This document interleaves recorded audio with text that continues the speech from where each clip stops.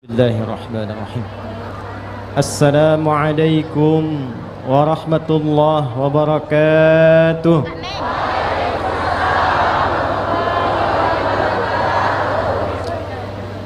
Alhamdulillahilladzi jama'ana fi hadzal masjidil mubarak fil yaumil mubarak bi jam'in mubarak.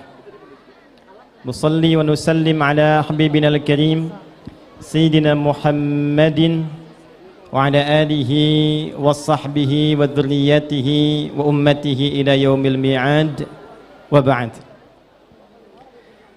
Yang kita banggakan, kita doakan semoga senantiasa diliputi dalam kebaikan dan kemuliaan bimbingan Allah Subhanahu wa taala seluruh unsur kepemimpinan khususnya di Kota Padang ini. Bapak Wali Kota Pak Hendy Sapta, ini saya mesti jawab pantunnya dulu. Konon kalau keranah Minang tanpa pantun agak kurang. Tolong dicakepkan ya. Aura kasih makan mie tambah udang. Cakep. Senyum merekah kakinya berdendang. Cakep. Terima kasih kami sudah diundang. Semoga berkah hari jadi Kota Padang. Amin. Yang kami hormati seluruh unsur Forkompinda, Pak Kapolres, Kanwil Kemenag, Pak Dandim. Kita juga alhamdulillah dihadiri oleh para tuan guru kita, ulama kita dari FKUB, ormas-ormas, dan spesial hadir ma'ana aidan المبعوث البعثة الشيخ محمد بن فلسطين. نسأل الله سبحانه وتعالى أن يحفظه في كل مسيرة دعوته ويكون بإذن الله تعالى فلسطين بإذن الله أقرب إلى استقلاله فيكون معنا إن شاء الله قلبا وقالبا. Amin tapi nggak paham dia. Spesial yang saya cintai, saya banggakan seluruh keluarga saya di Sumatera Barat dan sekitarannya yang tadi sudah diabsen, dan khusus juga saat ini yang berada khususnya di masyarakat Kota Padang.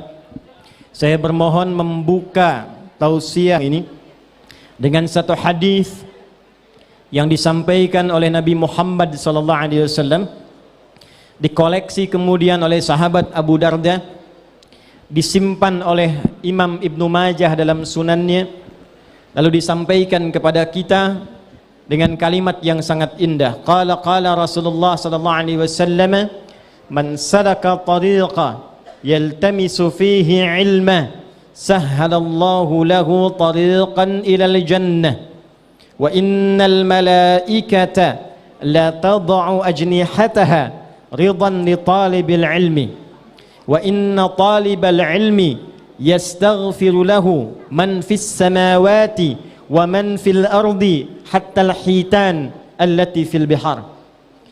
Siapapun, man, besar kecil tua muda, punya jabatan tak ada jabatan, dari yang dekat dari yang jauh, salaka tariqa, dia berniat ikhlas melangkahkan kakinya menempuh jalan, yaltamisu fihi ilma, dia niatkan untuk belajar mendekat kepada Allah, supaya kenal Allah, supaya cinta Rasulullah, supaya berubah menjadi orang baik. Jadi kenal Allah itu, dekat dengan Rasulullah itu hasilnya merubah kita jadi lebih baik.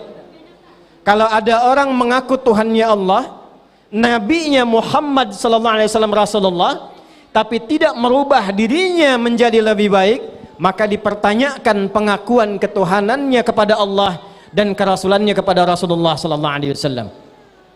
Kenal Umar bin Khattab? Kenal di mana? Saya kadang-kadang pusing deh. Kemarin saya tabligh akbar di Riau, ada yang kenal Firaun. Di sini masih lumayan lah Umar bin Khattab. Sebelum kenal Allah, Umar itu mabuknya luar biasa, sehari 5 kali. Dan penting sebagai informasi, Zaman jahiliyah itu 5 kali sehari mabuk, itu pemabuk amatir. Profesional lebih daripada itu. Tiap hari hobinya berkelahi. Kalimat Umar itu sangat terkenal. Kalau sedang bosan, Umar naik ke bukit bikin pengumuman. Siapa yang berani dengan saya bertemu di bukit A, tapi sebelum datang pamit dulu pada ibu yang telah melahirkannya, karena ia akan pulang tanpa nama. Memusuhi Rasulullah. Pernah jualan Tuhan. Jualan Tuhan. Dan saking kreatif dan inovatifnya, Tuhannya yang lain dibikin dari patung, Umar membuat dari roti. Jadi begitu jualan di musim panas, diterpa dengan terik matahari, datang haus, datang lapar, minuman ada, makanan tak ada. Maka Umar simpan yang dituhankan di depannya, lalu dia berkata, ya Lata, duhai Tuhan Lata, a'zirini, mohon maafkan aku, ana ja'i, sekarang lapar luar biasa, tolong pinjam tangannya sebentar, nanti hamba ganti, katanya. Jadi begitu selesai perjalanan, Tuhannya habis dimakan. Itu Umar. Tapi setelah masuk Islam, kenal Allah, kenal Rasulullah, ayat mirasantika, larangan mabuk-mabukan dari minuman keras dan turunannya sampai narkotika, itu turun atas permintaan Umar bin Khattab kepada Rasulullah SAW. Ya Rasulullah, kapan ada larangan dihentikan mabuk-mabukan? Kapan ada dilarangan? Larangan dihentikannya ini minum-minuman keras. Dampaknya sangat buruk. Orang bisa berkelahi, orang bisa berzina. Turunnya karena Umar. Orangnya hidup kemudian dengan adil, berubah dari jahiliyah menjadi khairul ummah. Karena apa? Kenal Allah dan Rasulnya. Nah, pintu untuk mengenal Allah dan Rasulnya itu, salah satunya kata Nabi Sallallahu Alaihi Wasallam adalah majlis-majlis para ulama. Masjid-masjid pusat spiritual. Jadi kalau orang datang ke masjid itu, mesti ada perubahan antara datang dengan pulang. Karena itulah datang kakinya diatur, pulang keluar kaki beda melangkah. Doa masuk itu dibimbingkan, doa keluar beda dengan masuk. Masih ingat doa masuk masjid, kakinya melangkah kaki apa? Kanan. Kalau keluar toilet kaki apa? Oh, kiri. Ulang. Masuk masjid kaki apa? Keluar masjid kaki? Nah, itu betul. Masuknya doanya apa? Allahumma aftahli abwaba. Ya Allah, mohon bukakan kepada hamba pintu-pintu rahmatmu. Di antara makna rahmat, Quran surah ke-39 ayat 53 adalah kasih Allah yang merubah seorang hamba pelaku maksiat yang sangat dalam berubah menjadi pribadi yang sangat baik. Qul ya ibadiyalladzina asrafu ala anfusihim la taqnatu min rahmatillah. Muhammad sallallahu alaihi wasallam viralkan kepada semua hambaku, siapa yang ingin menjadi baik, siapa yang ingin menjadi mulia, maka berharaplah untuk mendapatkan rahmatku. Kalau sudah mendapatkan rahmat Allah, innallaha yaghfirudz dzunuba jami'a. Masuk masjid, dia taubat, dapat rahmat Allah, gugur semua dosanya, keluar mendapat keutamaan. Itulah sebabnya kita keluar dengan kaki kiri, mengatakan kalimat doa. Apa doanya? Allahumma inni as'aluka min. Kenapa kita minta fadlun? Apa diantara makna fadlun? Di antara makna fadlun dalam Al-Quran adalah karunia Allah yang merubah kita menjadi pribadi yang baik sehingga dijamin dengan surganya Allah Subhanahu wa taala. Quran surah keempat An-Nisa ayat 69 sampai dengan 70. Wa may yuti'illaha war rasul fa ulaika ma'al ladzina an'ama Allahu 'alaihim minan nabiyyina was-siddiqina wasyuhada was-salihin wa hasuna ulaika rafiqa dzalikal fadlu minallah. Jadi tidak ada satupun hamba yang diinginkan oleh Allah datang ke masjid, masuk masjid, kecuali tujuan utamanya satu, merubah hamba itu menjadi lebih baik daripada sebelumnya. Allahu Akbar. Di antara sekian hamba Allah yang hidup di Sumatera Barat ini, bahkan tetangganya ada Pekanbaru, khususnya yang ada di Padang ini, yang sekarang banyak beraktivitas, yang sedang banyak bekerja, ada yang olahraga. Ternyata Anda semua yang dipilih oleh Allah terlangkahkan kakinya masuk ke masjid ini, duduk untuk kita belajar. Semoga ini adalah langkah Allah yang pertama, langkah awal yang Allah berikan pada kita untuk merubah kita semua menjadi orang lebih baik dalam pandangan Allah Subhanahu wa taala. Nah, itu mukaddimahnya. Sekarang kita masuk pada inti. Siap insyaallah? Takbir. Kota Padang ini sekarang insya Allah akan masuk usia yang ke-354. Betul? 7 Agustus 1669 awal kelahirannya. Sekarang jumlah penduduknya sudah 919.199. Luasnya 1114, kemudian 145 km persegi. Yang paling menarik, tadi saya sampaikan kepada Pak Wali Kota, saya meriset kelahiran-kelahiran sampai lahirnya Negara Kesatuan Republik Indonesia. Kenapa di Undang-Undang Pembukaan, Undang-Undang Dasar 1945, kita sampai menghadirkan nama Allah di dalamnya, guna mensyukuri kelahiran negeri kita tercinta ini.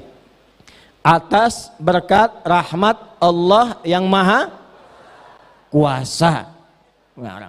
Atas berkat rahmat Allah yang Maha Kuasa dan dengan didorongkan oleh keinginan. Kenapa nama Allah hadir di situ?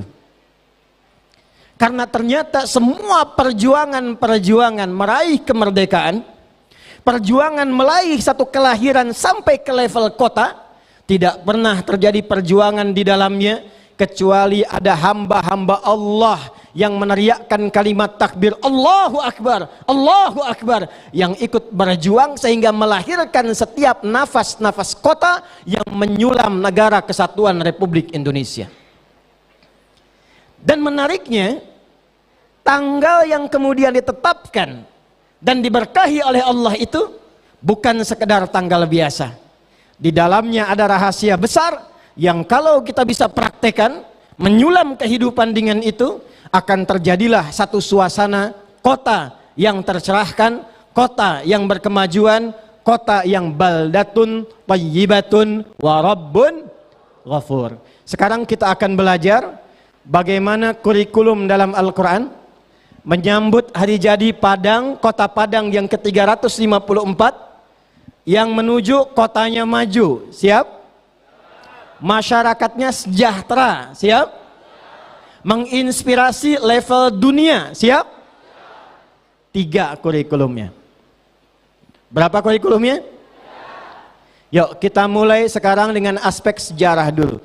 Ini hasil riset dan diikuti oleh beberapa kota-kota di negara besar. Sekarang mereka maju hanya mengambil nilainya saja. Kita punya ayatnya, punya hadisnya, punya dokumen sejarahnya, dan ada hasil dari prakteknya. Kita praktekkan ini, silahkan kalau tidak percaya. Tidak akan nunggu lama, setahun dengan izin Allah akan berubah Padang ini menjadi apa yang tadi kita harapkan.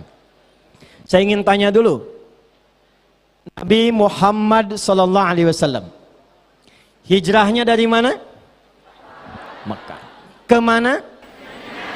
Tuh, udah kenceng salah.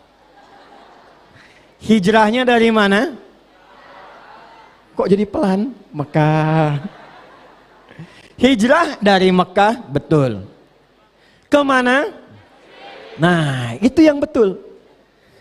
Jadi sejarah menunjukkan hijrahnya Rasulullah itu bukan dari Mekah ke Madinah, bukan. Hijrahnya dari Mekah ke Yathrib. Madinah itu nanti namanya muncul jadi setelah beliau tinggal di Yathrib. Tahu siapa Yathrib itu? Kenal Yathrib itu apa? Tidak, alhamdulillah. Kalau kenal juga saya pulang sekarang. Yathrib itu Bapak Ibu, satu keturunan anak Nabi Nuh alaihi salam yang mengembara setelah banjir besar itu, lalu menemukan tempat di wilayah 400 km jaraknya dari Mekah. Dulu kalau ada orang pertama menghuni satu tempat, maka tempat itu akan diberi nama dengan nama orang yang menghuni pertama kalinya. Maka masuklah Yathrib di situ, maka disebutlah kemudian nama daerahnya dengan nama Yathrib. Setelah itu datang banyak orang dari Yaman. Setelah itu sepeninggal Nabi Musa alaihi salam, terus nyampe mendekat ke masa Nabi Isa alaihi salam, virallah kemudian di Taurat, di Injil, akan datang Nabi penutup. Nabi ini akan berhijrah ke wilayah Yathrib itu. Dia akan membawa perubahan, orangnya berkasih sayang, menata kebaikan-kebaikan. Maka muncullah kemudian orang-orang Yahudi datang ke wilayah Yathrib itu. Ada yang kemudian ke wilayah Khaybar, ada yang ke Idah, ada yang kemudian ke beberapa tempat yang lainnya. Maka berkumpullah membentuk masyarakat dikenal dengan Ahlu Yathrib. Tapi maaf, daerahnya penuh dengan konflik. Tidak ada pasar yang banyak masalahnya kecuali pasar Yathrib. Timbangan kecurangan ada di situ. Monopoli pasar ada di situ. Maaf, konflik sosialnya, pertengkaran, perselisihan, permusuhan, pembunuhan tidak selesai selama 6 abad. 600 tahun. Kalau ada di Aus itu yang meninggal, kecamatan Khazraj pun mesti ada yang meninggal. Kalau di sini ada yang kena pukul, di sana pun harus ada yang dipukul. Ekonomi tertinggal. Konflik banyak. Situasi tidak ideal. Allah perintahkan Nabi Muhammad SAW hijrahnya ke Yathrib, dan Masya Allah bukan ke Taif. Dan menariknya ketika ke Taif, justru dilempari supaya keluar dari Taif. Dan tidak mungkin itu terjadi kalau Allah pun tidak mengizinkan. Sampai dikeluarkan dari Taif dengan cara yang tidak biasa. Padahal Taif kotanya sudah maju, pertaniannya luar biasa, sayur-sayuran sudah banyak. Dipindahkan hijrah, jangan ke Taif, datanglah ke Yathrib. Kenapa? Karena Allah ingin memberikan satu pesan penting, satu hikmah kepada seluruh umat Nabi Muhammad SAW. Kelak nanti yang akan mendapatkan amanah sebagai penata kota, apakah dia diamanahi sebagai wali kota, apakah sebagai bupati, level tertinggi menjadi presiden misalnya, bagaimana caranya merubah satu daerah yang tertinggal, ekonominya tertinggal, konfliknya banyak, tiba-tiba dirubah hanya dalam masa 3 tahun kepemimpinan, berubah jadi suasana kota yang mencerahkan. Kalau Anda ingin lihat pasar yang paling stabil, ekonomi paling makmur, maka sekarang adanya di tempat itu. Kalau Anda ingin melihat orang-orang yang tadinya kasar, sekarang jadi baik, toleran, hidupnya makmur, bisa saling bekerja sama, sekarang ada di tempat itu. Sehingga untuk mengenang peristiwa itu, namanya dirubah menjadi suasana kota metropolitan yang mencerahkan dan berkemajuan. Bahasa Arabnya dirubah menjadi Al-Madinah Al-Munawwarah. Dan hikmah ulama, kenapa sekarang nama itu yang dipopulerkan? Mau kemana? Ke Madinah. Kemana? Ke Madinah. Bukan sekedar menyebut nama, bukan sekedar menunjuk kota, tapi ulama mempopulerkan itu untuk memberikan pesan kepada kita. Kalau Anda ingin menata kota maju, makmur, penduduknya sejahtera, maka belajarlah dari kepemimpinan Nabi yang menata keadaan tertinggal menjadi kota yang maju dan disebut dengan Al-Madinah Al-Munawwarah. Baik, saya cepat. Ada 3 pilar. Berapa pilar? Ada 3 pilar. Kalau ini bisa dilakukan oleh Padang, yang 3 hari lagi akan masuk miladnya, 3 ini kita kuatkan, maka insya Allah Padang akan merubah, mendapatkan nilai-nilai dari Al-Madinah Al-Munawwarah.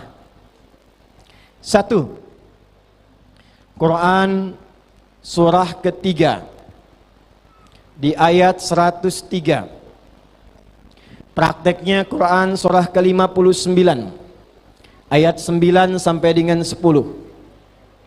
Kalau kotanya ingin maju, melahirkan peradaban, rakyatnya sejahtera, maka syarat pertama yang harus dilakukan, kata Allah, semua penduduk di kota itu mesti kompak, rukun, dan semuanya bersatu mencapai visi yang sudah ditetapkan.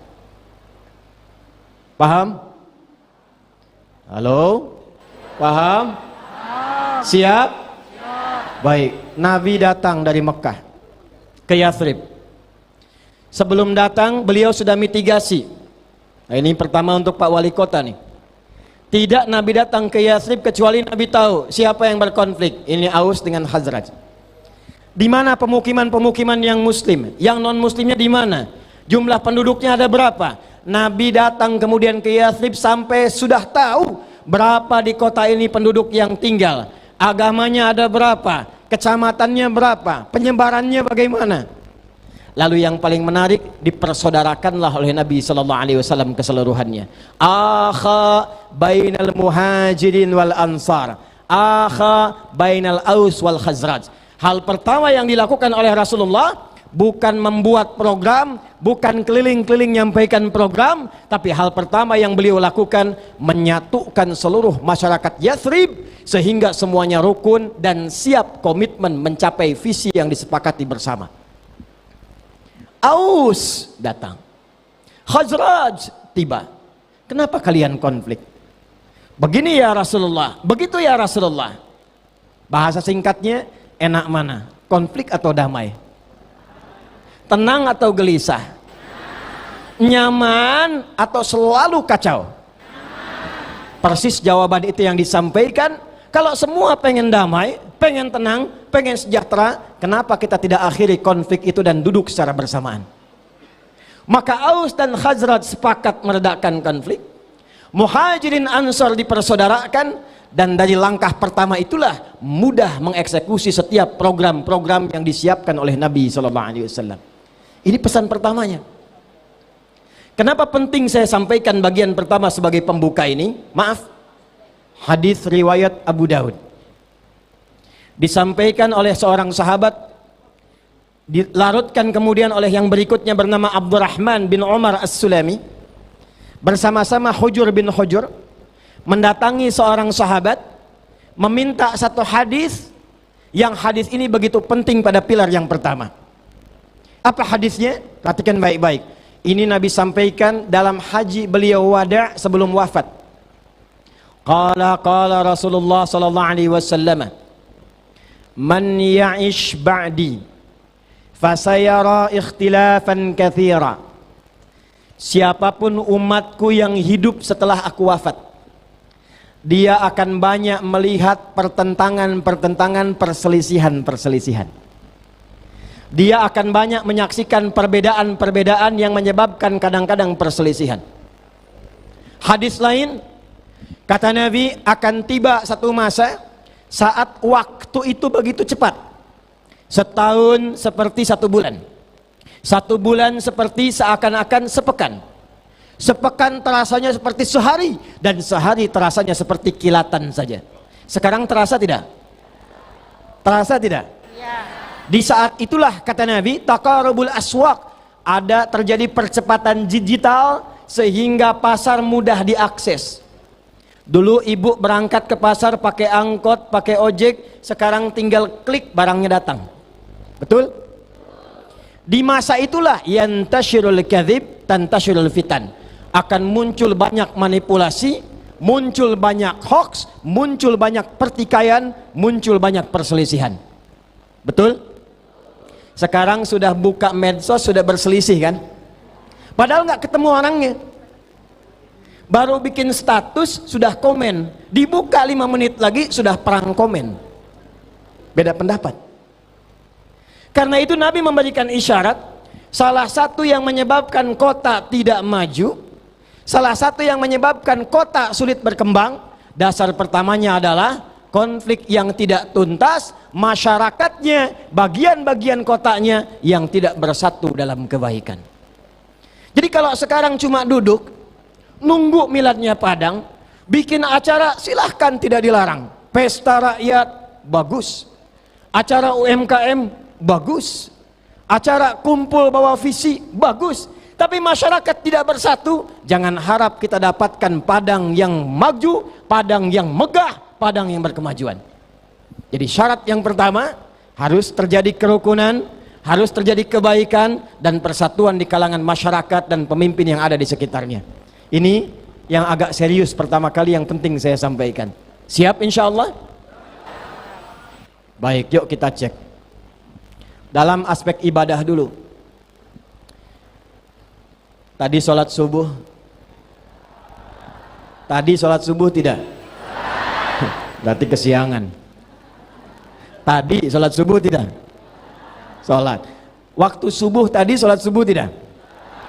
Berapa rakaat? 2. Pakai kunut tidak? Yang pakai kunut angkat tangan. Yang tidak pakai kunut angkat tangan. Tuh, sudah beda kan?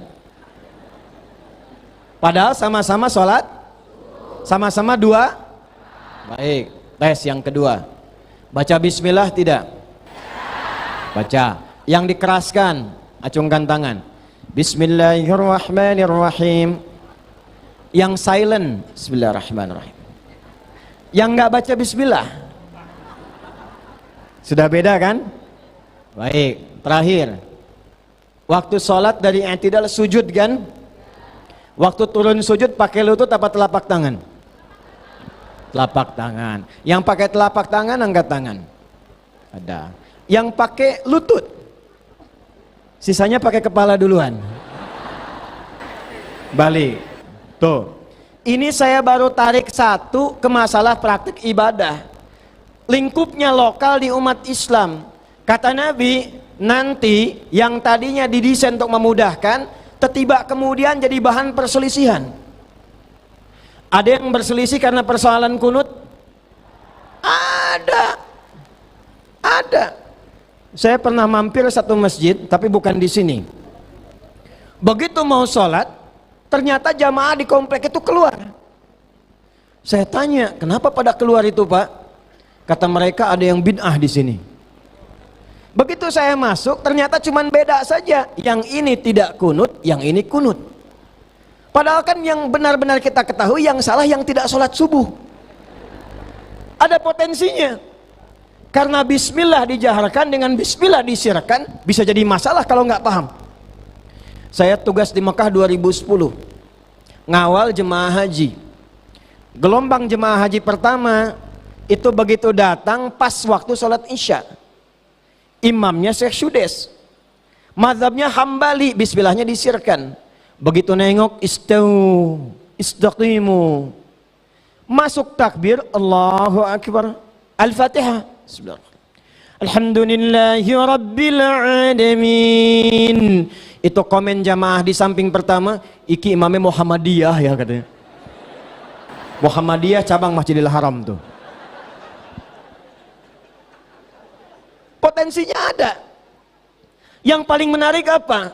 Kata Nabi, man ya'ish ba'di, siapa yang hidup setelah saya, kadang-kadang sulit mendapatkan kenyamanan, ketentraman, membangun, karena kadang-kadang seringkali memperdebatkan yang kecil-kecil, sebetulnya yang tidak terlalu penting. Yang sebetulnya semua ada dalilnya, semua ada rujukannya. Karena itulah ketika Nabi ingin menyelesaikan perbedaan itu, yang dibangun oleh Nabi pertama kali tempat yang sangat meneduhkan, yang saat orang masuk suasana hatinya sudah tenang, yang saat orang datang yang gelisah pun seakan jadi hilang. Tidak ada tempat di muka bumi ini yang paling tenang, yang paling nyaman, yang saat masuk sudah merasa enak kecuali masjid. Itulah rahasianya kenapa Nabi datang pertama hijrah ke Yathrib, yang dibangun pertama kali oleh beliau namanya apa? Masjid. Ibu bapak nggak percaya silakan, masuk masjid beda dengan masuk rumah kita sendiri. Masuk hati tenang, sholat 2 rakaat, duduk samping tiang dekat kipas angin. Itu Jumatan bisa tidur. Gak percaya, lihat nanti 2 jam lagi tuh. Tenang. Tapi poinnya bukan itu. Jadi Nabi dibimbing oleh Allah supaya orang tenang, adem dulu. Kalau sudah tenang, berpikirnya jernih, hatinya bagus, bisa duduk bersama. Ya Muhammad SAW bangun masjid. Dan di masjid itu menariknya, bukan cuma bab sholat. Yang orang cuma datang, kemudian nunggu iqamat, sholat, duduk, pulang. Tidak begitu. Ya Muhammad SAW sifati sholatnya jamaah. Sifatnya disebut dengan Jum'ah. Orangnya datang berjamaah. Dari kata al-jam'u. Saya tanya, kalau kita di masjid sholatnya sholat apa? Berjamaah. Sepekan sekali ada sholat apa? Apa itu Jum'ah? Apa itu jamaah? Jamaah itu bukan datang, apalagi saat Jumat datang, duduk, dengar khutbah, kadang-kadang ngantuk, bahkan ada yang tidur, sholat 2 rakaat, lantas pulang. Itu bukan Jumat namanya. Atau Anda datang, maaf, ambil saf, mau depan, saf 2, saf 3, cuma nunggu iqamat, sholat, formalitas, pulang. Itu bukan jamaah namanya. Jamaah itu datang. 2, kenal siapa yang datang. 3, saling mengisi di antara yang datang. Karena itu tidak ada orang masuk ke masjid di masjid Nabi kecuali kenal siapa yang duduk di sampingnya, siapa yang ada di belakangnya. Nabi itu masih ingat sebelum beliau sholat kan suka nengok ke belakang kan? Ya, nengok, lihat jamaah. Awas imam nih ya, awas imam, hati-hati. Itu bukan formalitas nengok ke belakang, nengok, rapatkan saf, luruskan, istau. Jamaah jawab sudah tahu. Lalu berbalik dan sholat, bukan itu. Lihat siapa yang sholat, kenali dari mana dia datang. Pasca sholat, lihat apa kebutuhannya. Karena itu tidak pernah ada orang sholat di masjid Nabi kecuali Nabi kenal siapa dia. Hikmah pertamanya apa? Hikmah pertamanya, begitu Nabi kenal siapa yang sholat di belakang beliau, 1, beliau memetakan surat apa yang akan dibacakan sesuai kemampuan makmumnya. Begitu nengok, oh ini ada Ibnu Abbas masih kecil, nggak tahan berdiri lama. Lihat jamaah lain, itu ada yang sepuh, wajahnya begitu ikhlas luar biasa. Surat Al-Ikhlas. Ini Al-Kautsar. Jadi ketika Nabi berbalik, Nabi paham apa yang harus dibacakan. Enggak tiap sholat harus Al-Baqarah, enggak tiap sholat harus Ali Imran. Tapi poin pentingnya kaitan dengan pembangunan kota. Begitu selesai, Nabi persaudarakan, dikenalkan antar jamaah. Tidak ada orang kehausan kecuali datang ke masjid, hilang hausnya. Tidak ada orang kelaparan, datang ke masjid, hilang laparnya.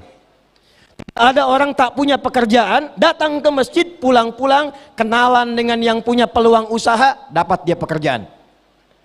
Sejarah sholat tahiyatul masjid, itu sejarahnya datang orang jauh namanya Sulek, dari Gotofan. Kalau sekarang kita di Padang, datang orang Pekanbaru. Belum tahu kebiasaan di Madinah, kalau masuk masjid, jangan langsung duduk kalau ingin i'tikaf, tapi sholat dulu 2 rakaat. Maka Sulek datang, Nabi sedang tausiah. Tiba kemudian langsung duduk. Nabi menyampaikan dengan bahasa yang umum sehingga tidak menyinggung orang baru yang datang.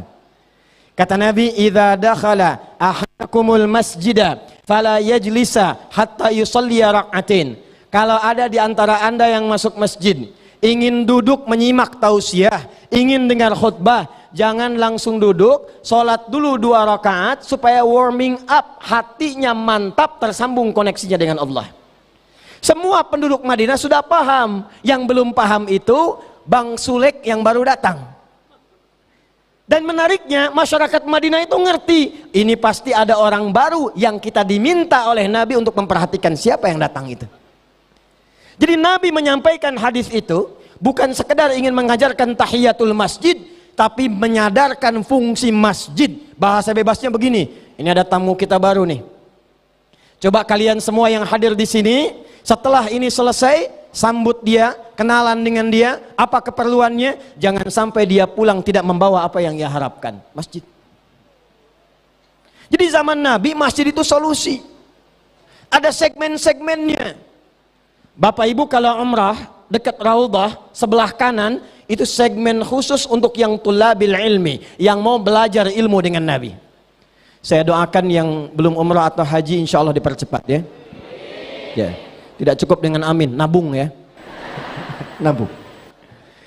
Segmen yang ruang terbuka yang kemarin baru haji, kan setelah ruangan khusus yang depan itu wilayah masjid asalnya tuh, yang ada lampu-lampu manik. Di belakangnya kan ada atap kebuka ya. Itu ruangannya Tolhah dulu yang diwakafkan. Itu di wilayah itu sampai ke belakang. Itu orang-orang yang butuh hajat, yang kekurangan di ekonominya, yang butuh subsidi, itu wilayah itu. Sehingga ulama kita mengambil peran. Yang ini segmen TPQ, yang ini segmen pengajian, ini segmen konsultasi, ini pengentasan masalah sosial. Tidak pernah ada orang ke masjid kecuali selesai urusannya dan kenal satu dengan yang lainnya. Jadi kalau antum yang 95% ada muslim di Padang ini, saya sudah cek. Kalau punya keinginan membangun kota Padang, menyongsong Padang 3 hari lagi menuju 354 tahunnya, Padang yang maju, Padang yang hebat, maka hal pertama yang harus dilakukan, hidupkan masjidnya. Pak Wali Kota bikin program menghidupkan masjid. Subuh berjamaah, mulai dengan subuh. Masyarakat bantu menghidupkannya. Jadi kalau cuman kita katakan pengen maju, pengen berkembang, tapi pilar yang pertama tidak pernah dilakukan, jangan harap itu terjadi dalam kebaikan. Nah kalau sudah datang ke masjid, jangan cuman formalitas sholat dan pulang, kenalan. Tak kenal maka ta'aruf bu, tidak harus sayang. Saya kenal ibu kan tidak harus sayang. Ini live ya. Insya Allah aman ya bun. Tak kenal maka kenalan. Ta'aruf itu saling, lalu saling mengisi. Itu kenapa ditempatkan di bab rumah tangga, supaya suami dan istri itu memahami kekurangan masing-masing, saling mengisi. Bab masyarakatnya datang ke masjid, ta'aruf. Dokter ketemu pasien, pasien nggak sanggup ke rumah sakit karena kurang biaya, ketemu dengan dokter, konsultasi, diberikan resep pada saat itu, selesai urusannya. Ada yang datang tak punya pekerjaan, dibuat di masjidnya DKM database, Pak Wali Kota perintahkan, DMI kerjasama, FKUB datang, database sekitaran masjid-masjid, masyarakatnya siapa saja. Datang tak punya pekerjaan, ini yang punya lapangan pekerjaan, pertemukan, persaudarakan, ini yang dimaksudkan dengan ansor muhajirin. Kalau kita satukan demikian, Allahu Akbar, tidak harus semua pakai APBD. Rakyatnya saling kenal, terjadi kerukunan, elok siap dilakukan. Kalau sudah kenal, sudah kuat, sudah paham, mau dibawa kemana saja mudah untuk dilakukan. Satu. Bagaimana dengan yang muslimnya? Itulah indahnya Islam. Lakum dinukum la ikraha dalam konteks beragama, tapi dalam konteks membangun kota, membangun daerah, tidak ada doktrin yang paling indah kecuali Al-Quran. Jangan dibedakan Pak Wali Kota. Berikan keadilan yang sama, berikan toleransi yang baik. Nabi kumpulkan Yahudinya, Nabi kumpulkan non-muslimnya, bukan hanya orang Islamnya. Orang Islam ke masjid, bagus. Non-muslim, yuk kumpul sama-sama bangun kota ini. Bikin kesepakatan, bikin toleransi. Maka keluarlah hadis-hadis Nabi Sallallahu Alaihi Wasallam. Umat Islam bekerja bersama-sama dengan yang non-muslim. Bangun kota yang dicintai. Tidak ada satupun hadis yang bersumber dari Nabi yang menuntun kita bergaul dengan non-muslim, kecuali semuanya adalah hadis-hadis yang membawa kedamaian dan keindahan. Contoh, kalau saya tidak salah di Padang ini kan, Sumatera Barat pada umumnya senang masak ya. Apa yang paling favoritnya? Rendang. Hati-hati ibu yang suka masak rendang. Siapa yang masak makanan, baunya sampai ke tetangganya, wah, hati-hati nih. Hadis bukan itu? Maka bagilah tetangga itu walaupun hanya hafal Pak Kapolres tuh. Jadi Pak Kapolres masak opor ayam, ayamnya dimakan Pak Kapolres, kuahnya bagi tetangga. Beliau bagikan tetangga kuahnya, dia tanya, kenapa cuma kuahnya Pak? Hadis Nabi Bu. Maksudnya bukan itu. Saking dalamnya bahasa Nabi, kalaupun engkau masak bumbunya saja, sampai tercium ke tetangga, jangan sampai membuat dia paham. Bumbunya bumbu rendang tapi isinya tempe. Dia salah paham, maka bagilah tempe itu walaupun berbumbu rendang, supaya dia mengerti. Pertanyaan saya, apakah Nabi mengatakan kalau tetanggamu umat Islam saja? Tidak. Urusan sholat masing-masing. Tapi ketika berbagi makanan, itu melampaui sekat-sekat keimanan. Kalaupun engkau punya tetangga yang Kristen, yang Hindu, yang Buddha, jangan dilewati Bu. Ibu masak rendang, samping tetangga Kristen, sisanya Muslim. Yang Muslim ibu bagi, yang Kristen nggak dikasih. Tetangga tanya, Bu kok saya nggak dibagi? Ibu kafir sih. Itu dosa. Itu nggak boleh. Betapa indahnya Islam, bagi, nikmati bersama. Ibu kirimkan bahkan dengan pancinya. Begitu dia tanya, apa ini Bu? Ada rezeki rendang. Ibu kok baik sekali. Allah yang perintahkan saya berbagi. Kenal dia dengan kalimat Allah. Itu besoknya bisa dia kembalikan panci ke ibu, bisa assalamualaikum Bu. Assalamualaikum Uni, tuh udah kenal. Waalaikumsalam, dibuka, ibu iya mau ngembaliin panci, terima kasih Bu. Dan mau tanya, kira-kira hari ini Allah perintahkan berbagi lagi enggak? Alhamdulillah. Itu interaksi kita. Jadi umat Islam tuh hafal dengan toleransi.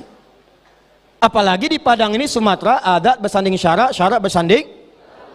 Nah, itu sudah khatam dengan toleransi. Jadi kalau ada isu-isu di luar tuh nggak usah dipedulikan Pak. Ya. Karena kenapa? Yang penting dalamnya kompak. Ya, la yadurrukum man dhalla idza ihtadaitum. Kata Quran, Allah sampaikan, kalau kaliannya kompak, sudah punya misi, sudah rukun, nggak usah terlalu peduli komentar orang. Banyak dipedulikan malah bikin pusing. Yang penting dalamnya kompak dulu. Andanya kompak, andanya rukun, andanya bangun. Apapun yang datang dari luar, itu kalau diabaikan, tetap tidak akan pernah mempengaruhi kerukunan dan kekompakan yang ada di dalam. Sepakat?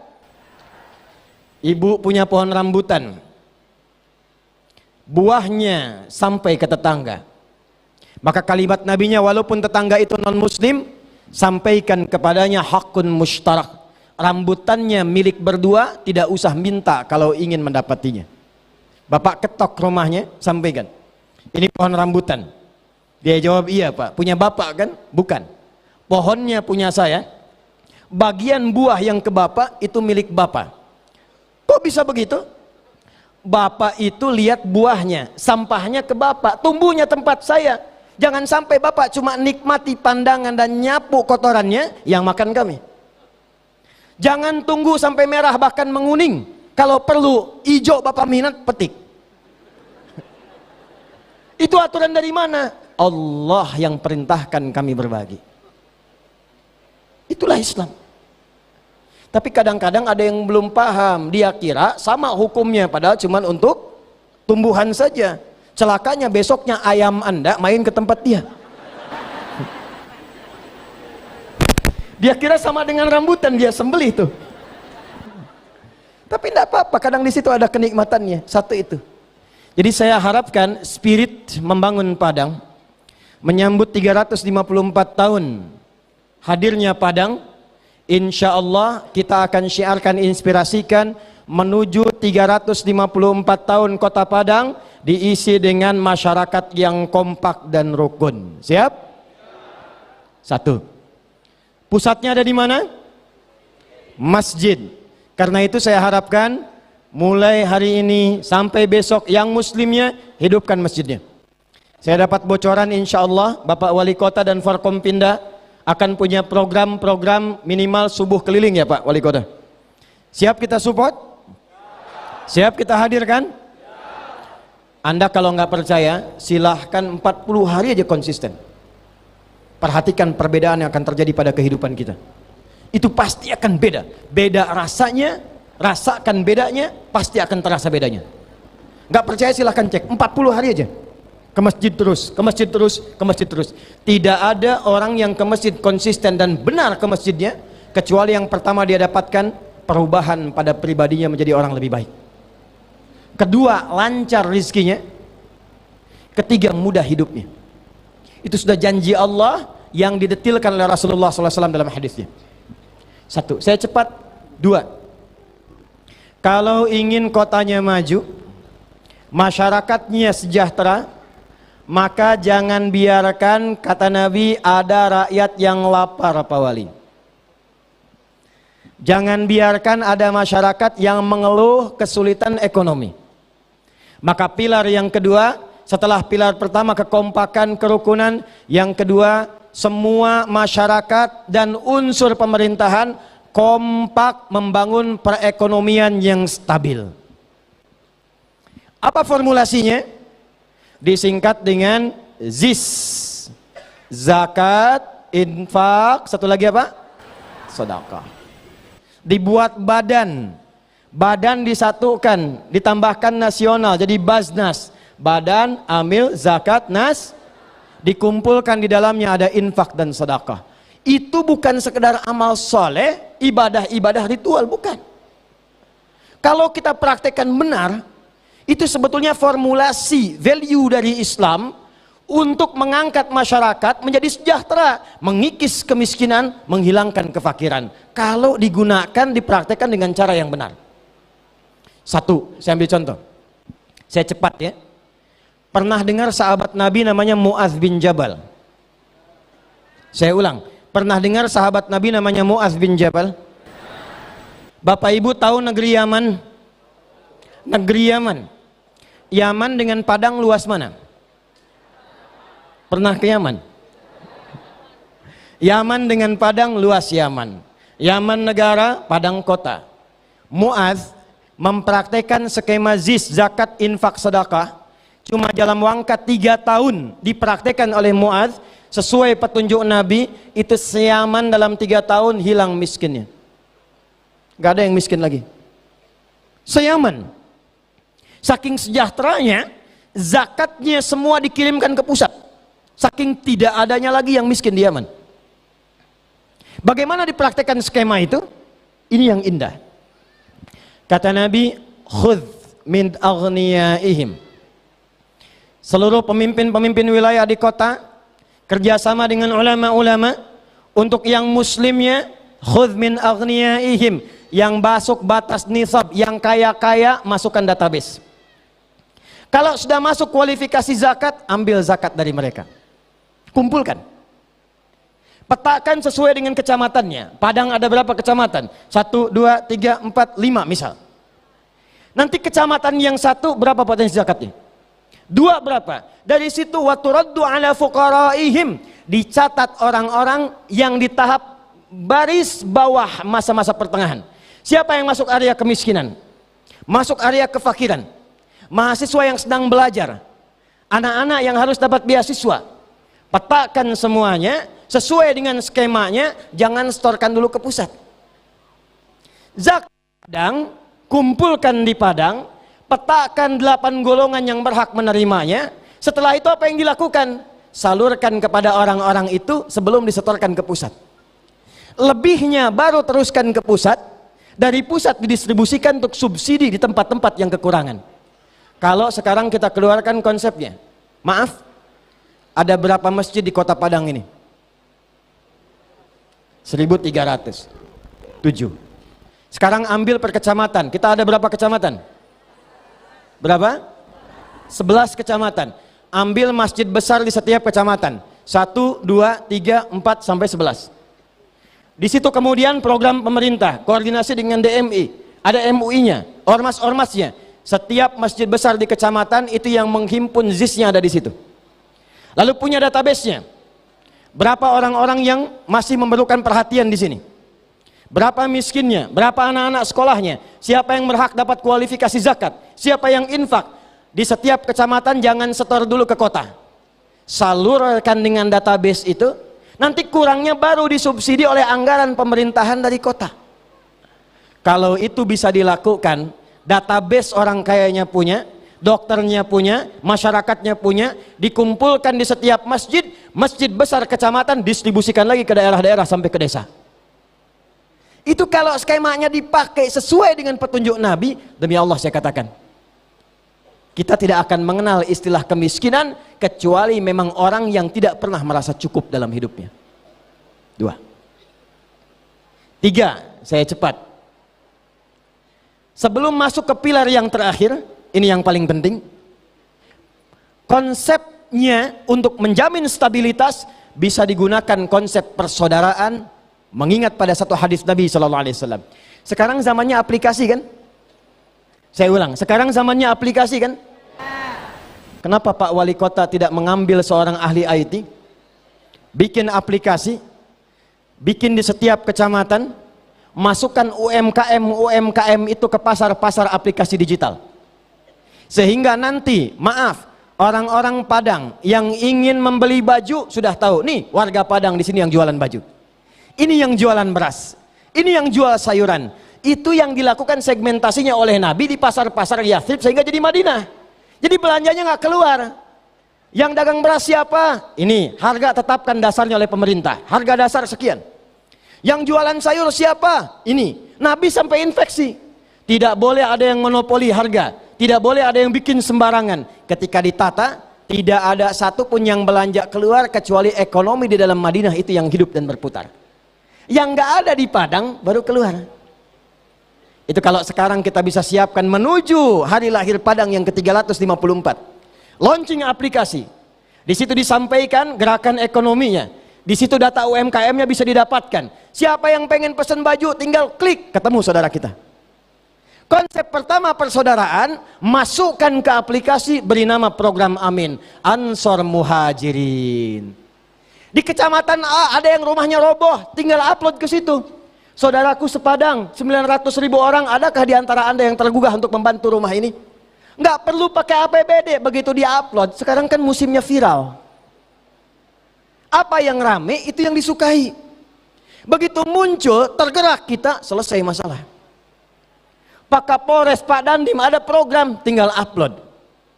Tempat ini diduga masih banyak mirasantikanya. Kami himbau jauhi itu semua, tinggal upload, selesai. Lalu kontrol di lapangan. Itulah hadis yang diimplementasikan dalam konteks kehidupan kita sekarang. Ayatnya ada, hadisnya ada, tinggal prakteknya yang belum kita optimalkan. 3 yang terakhir sebagai penutup. Wa amanahum min khauf. Ulangi, wa amanahum min khauf. Aspek pertama spiritual dan kekompakan. Kedua, stabilitas ekonomi, jangan sampai ada yang lapar. Yang ketiga, menjaga ketertiban dan keamanan. Walaupun organiknya di sini ada TNI, ada Polri, tapi tetap pada akhirnya prakteknya kembali kepada kita semua sebagai warga masyarakat. Kalau memang kotanya ingin maju, kotanya ingin hebat, maka kata Quran, semua masyarakatnya mesti kompak, jaga ketertiban dan jauhkan potensi-potensi menyimpang yang bisa merusak. Contoh, maaf ya, ini jangan tunjuk orang dulu, ujung kepala sampai dengan ujung kaki. Tidak ada satupun ayat di Quran kecuali menjaga semua fungsi organ tubuh ini supaya tidak rusak. Apa fungsi mata? Tuh, sudah salah. Kalau mata hanya dipakai melihat, itu bisa dipakai untuk melihat, tapi potensinya bisa salah. Mata keluar dari masjid nurul iman, nurulnya ada, imannya nggak ada. Begitu keluar lihat sendal yang bagus, maka terjadilah pertukaran sendal. Kayaknya ini punya Ambo ya, bukan, itu punya saya tuh. Oh ini ya Allah, kemana aja dia pakai, padahal dia ke masjid nggak pakai sendal. Mata. Kalau cuma untuk melihat. Karena itu ketika turun ayat, perhatikan kalimatnya. Kalau ingin kotanya maju, rakyatnya bagus, qul lil mu'minina yaghuddu min absarihim. Katakan pada pria-pria yang masih merasa punya iman. Ayat 31-nya, qul lil mu'minat. Katakan pada perempuan-perempuan yang masih merasa punya iman. Mata itu hanya digunakan untuk melihat yang baik saja. Kalau digunakan pada yang tidak baik, jadi rusak nantinya. Jadi maksiat akhirnya. Kalau digunakan untuk melihat pada yang bukan haknya, jadi rusak nantinya. Karena itulah ketika turun ayat, jaga mata, jaga lisan, jaga pendengaran, sampai ke ujung kaki, pada hakikatnya ingin menjaga kita dari perbuatan-perbuatan yang merusak, sehingga kehidupan kita dapat tentram, damai, dan abadi. Siap sampai di sini? Ya, ini mohon maaf ya, jangan sampai saya dengar lagi terjadi di Kota Padang setelah hari jadi ke-354 ada pembegalan. Ada pembegalan? Ada pencurian? Ada? Ada tawuran? Ada? Awas, ini menunjukkan ada 3 pilar yang belum kita sempurna lakukan sebagai umat Islam. Maka pulang dari sini sebagai akhir dari tausiah kita, 1, kita siap kompak menjalin kerukunan, hidupkan masjid. Sekarang pulang dari sini kenalan, yang pedagang siapa, yang jualan apa, ya, yang singkat-singkat, kalau ada belum ada bikin grup WA.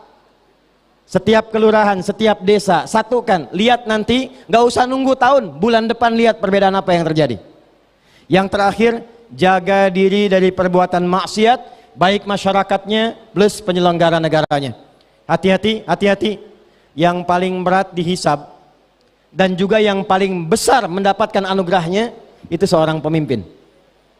Kalau benar dilindungi saat hisab, kalau salah itu persoalan besar saat hisab. Pemimpin kalau benar, Pak Wali, izin, uti oleh Allah lewat lisan Nabi dijamin. Saat yang lain merasa kesulitan dan kegerahan, maka pemimpin satu ini dimasukkan oleh Allah ke dalam 7 golongan yang menikmati suasana hisab dengan naungan payung yang sangat indah.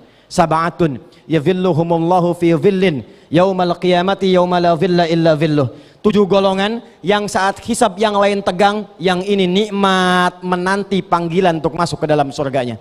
Yang pertama itu al-imamul adil, pemimpin yang adil, wali kota yang adil, wali kota yang memperhatikan rakyatnya, wali kota yang menjaga amanah yang Allah titipkan kepadanya.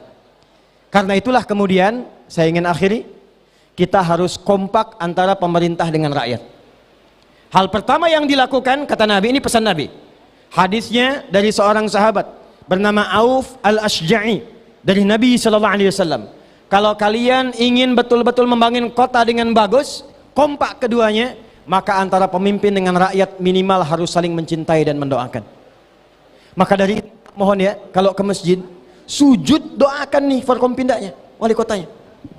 Minta sama Allah supaya dibimbing, supaya punya wali kota yang soleh, Kapolres yang sehat, Dandim yang sehat dan kuat, yang kompak, bersatu. Kalau itu bisa kita lakukan, terjaga kotanya. Wali kotanya sholat, doakan rakyatnya. Itu dalam hadis. Tuhibbunahum wa yuhibbunakum. Kalau sudah saling mencintai, saling mendoakan, Allah akan tanamkan dalam jiwa-jiwa Anda sifat saling mencintai satu dengan yang lainnya. Itu poin yang terakhir yang ingin saya tegaskan. Baik, yang penutupnya, berapa di sini yang sudah hafal Quran? 30 juz, bukan juz 30. Program Pak Wali Kota boleh juz 30. Yang sudah 30 juz. 1, berapa lagi? 2, tahan dulu, angkat tangan saja. 3, berapa lagi? 30 juz. 4.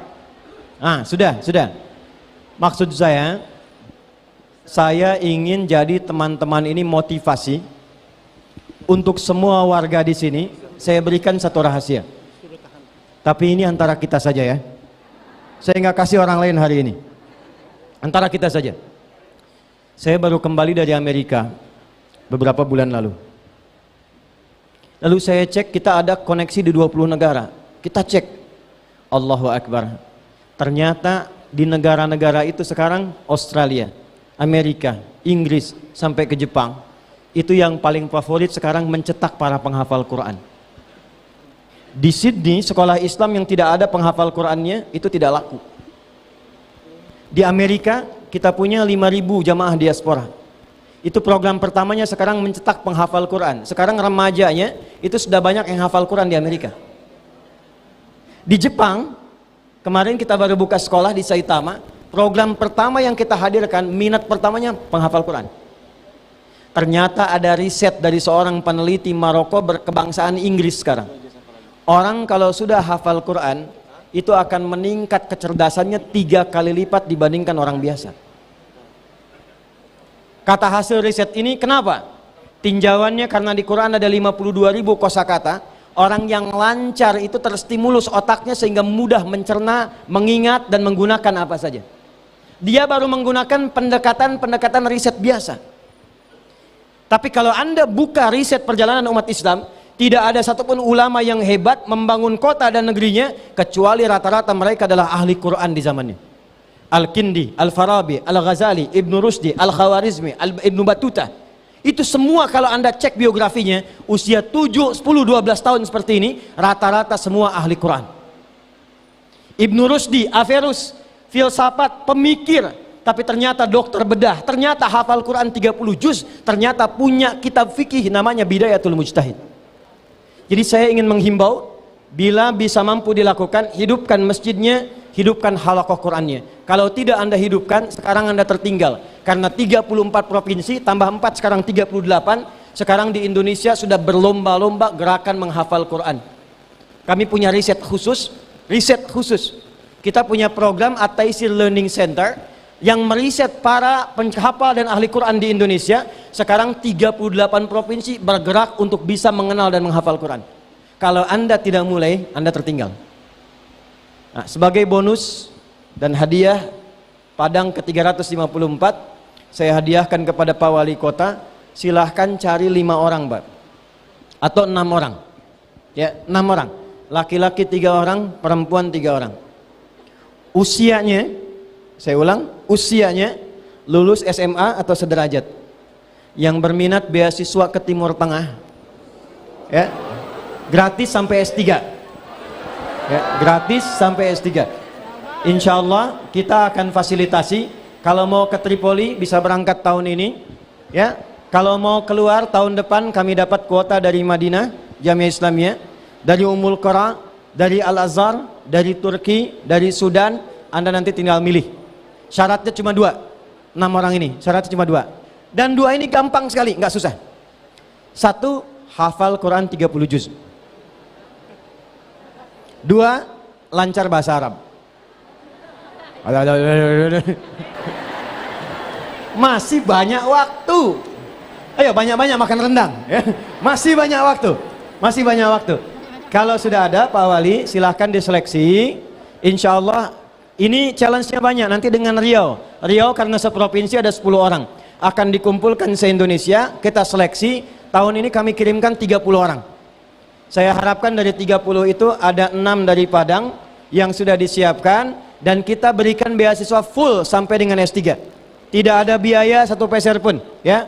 Tidak ada biaya. Semua kami tanggung, sampai tiketnya, sampai beasiswanya, sampai jatah pulang, sampai kuota haji untuk berangkat. Ya, insya Allah ada hajinya. Ya, itu yang bisa kami sampaikan. Mudah-mudahan ada manfaat didapatkan.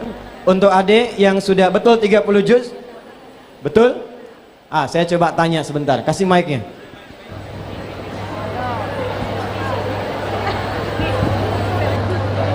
Dah, di situ saja. Namanya siapa? Rahmat Israel Fikri. Isam. Usianya berapa tahun? 12 tahun. 12 tahun. Baik, berarti kelas 12 SD ya? Kelas 6. Kelas 6 ya. Sekarang 12, Pak. Ya, kelas 6.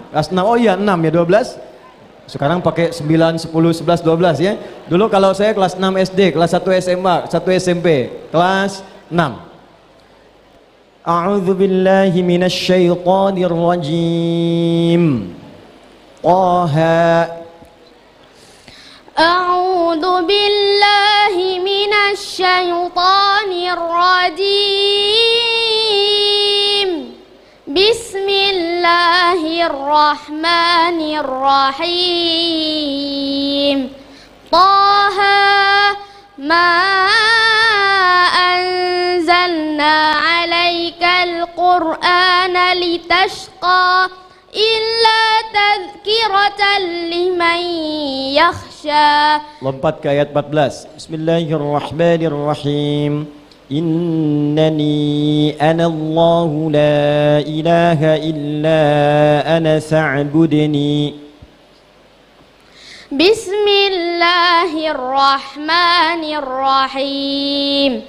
Innani anallahu la ilaha illa ana fa'budni. Innani anallahu la ilaha illa ana fa'budni wa aqimis salata li dzikri. Terus? Inna sa'ata la'atiyatun akadu ukhfiha litujza kullu nafsim bima tas'a. Baik, mundur satu surah. Ayat ke-13 sampai 15. Bismillahirrahmanirrahim. Ya Yahya khudhil kitaba biquwwah. Bismillahirrahmanirrahim. Ya Yahya khudhil kitaba biquwwah wa atainahul hukma sabiyya wa hananan min ladunna wa zakatan wa kana taqiyya wa barram biwalidayhi wa lam yakun jabbaran 'asiyya wa salamun 'alaihi yawma wulida wa yawma yamutu wa yawma yub'atsu hayya. Baik, cukup. Hasbuk. Namanya siapa tadi? Rahmat Israel Fikri, tapi Ahmad panggilan Ihsan Isra. Fikri. Baik, yang ini spesial dengan orang tuanya satu saja, ayahnya saya hadiahkan umrah. Baik ya. Satu ini saja. Tahun ini ya, kami akan berangkat ada 2 Oktober dengan Desember. Ya, ikut Desember insya Allah ya. Nanti ada, silahkan dengan ayahnya atau pilih ibunya salah satu untuk berangkat. Baik, makasih ya. Terima kasih untuk semuanya. Mudah-mudahan Allah berkahi kita semua. Allahumma taqabbal minna innaka antas sami'ul alim. Wa tub 'alaina innaka antat tawwabur rahim. Allahumma rabbana atina fid dunya hasanah wa fil akhirati hasanah wa qina adzabannar. Wa sallallahu ala sayyidina Muhammad wa ala alihi wa sahbihi ajma'in. Wa akhiru da'wana subhanakallahumma bihamdika asyhadu an la ilaha illa anta nastaghfiruka wa natubu ilaik. Alhamdulillahi rabbil alamin. Assalamualaikum warahmatullahi wabarakatuh.